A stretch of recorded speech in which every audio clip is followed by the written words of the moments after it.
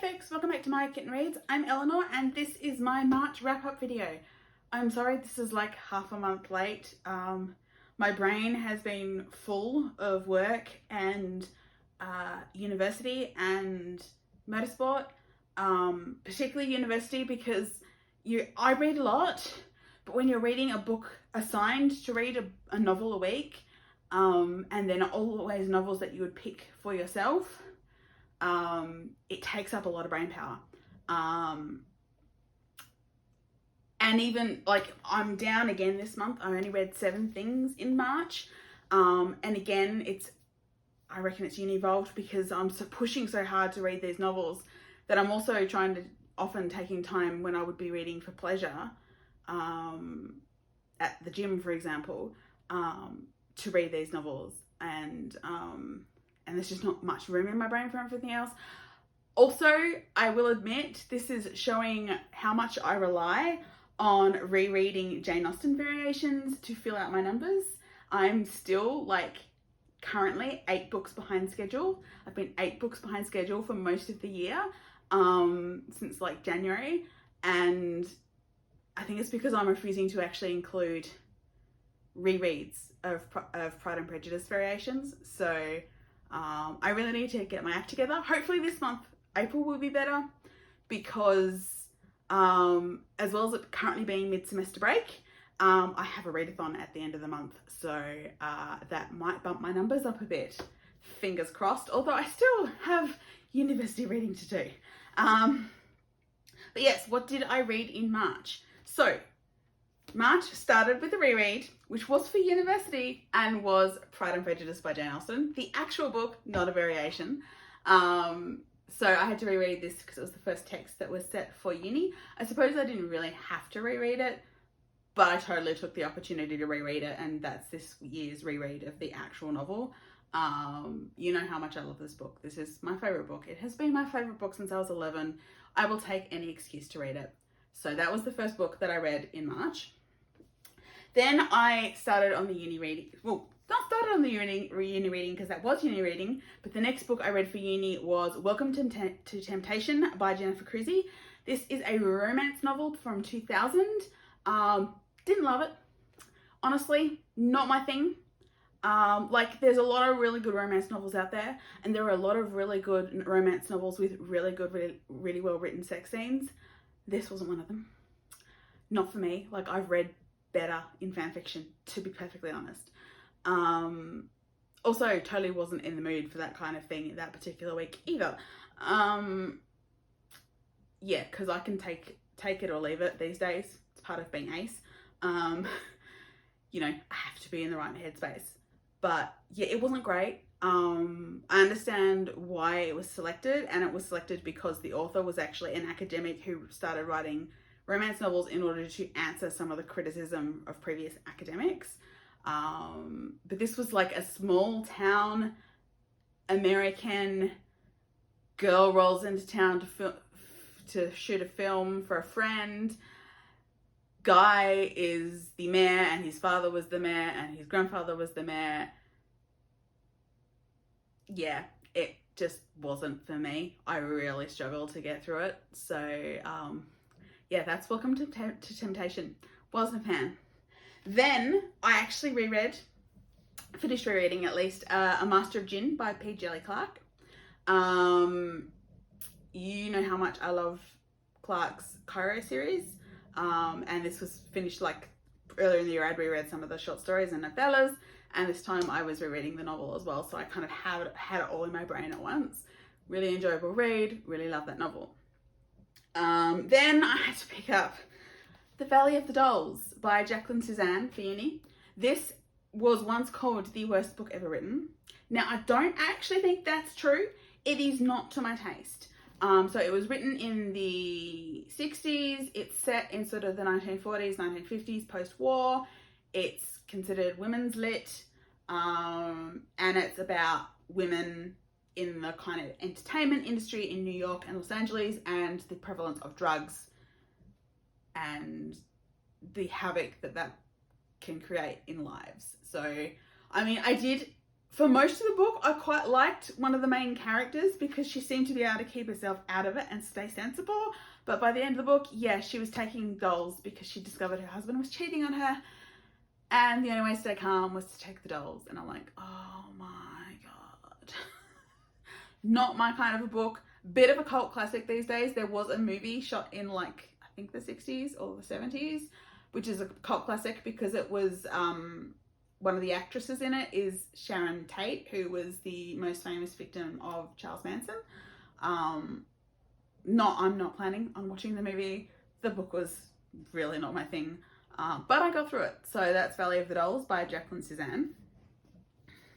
Then I read a novella, which I think might have ended up on the, I can't remember if this has actually ended up on the Hugo list or not, but it is the sequel to one of the novellas I read on last year's Hugo list, which is When the Tiger Came Down the Mountain by Nghi.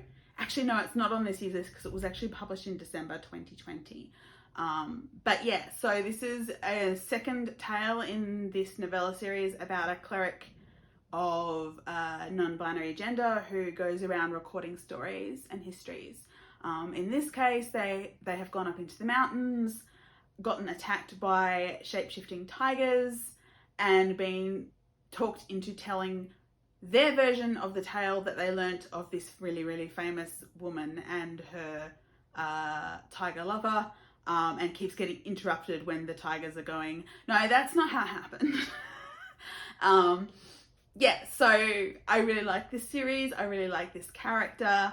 I was really pleased to read a second book, and I believe there's a third novella coming out in the series, so I'm looking forward to that. That was When the Tiger Came Down the Mountain by Nghi. Then for university, and something more to my taste, The Long Way to a Small Angry Planet by Becky Chambers. Now, I've been hearing about this series and this book for a long time. Like, it's a big deal in the SFF world. It won the Hugo Award for Best Series, I think last year or maybe the year before. I can't remember when the last book came out. But, so I've heard a lot about it. It's space opera.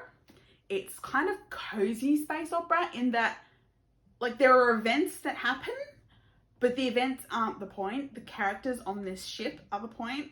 And so essentially, when you start the novel, you're introduced to this cast of characters who are the crew of a ship, which punches the holes for the, like, faster than light, like the jump system that they use to travel.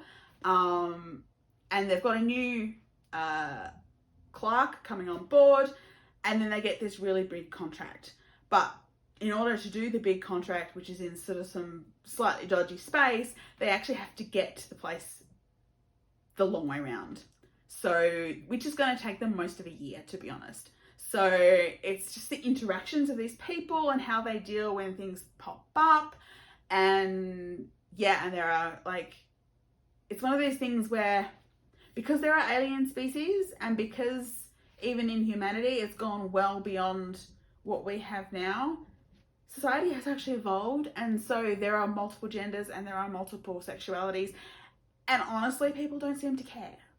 And so it's kind of utopian in that kind of, you know, it doesn't really matter who you sleep with, it doesn't really matter what gender you present as. Yeah, so it was quite fun, and I really, really quite enjoyed it. So I probably will at some point pick up the rest of this series. I've been told it's been good for a long time. But yeah, The Long Way to a Small Angry Planet, definitely worth a read. I'm so behind. And then the last thing that I read was also for university, which I'd been kind of dreading, even though it's very well regarded, and that is The Handmaid's Tale by Margaret Atwood. I had been purposely avoiding this book and the TV show because I knew it was not something I would enjoy. I can see on an intellectual level why it's considered so important, but this was not fun for me. This was too close to reality. This was, like, from what my lecturer said, Atwood actually has a file of articles and stuff where she can point to every single element that she put in this book actually existed somewhere in the world at some point. And honestly, I can see certain parts of the world going in this direction, and it frightens me. It is, of course, a dystopian world in which women's reproductive rights are zilch and are in fact enforced by people's roles in society, and it's essentially government legalized rape. I'm not going to shy away from that. That's what it is. That's what the Gilead Society is. This is kind of a personal testimony. It's an unreliable narrator, which I've never been particularly fond of either. So yeah, I can see why it's so popular. I can see why it's so important.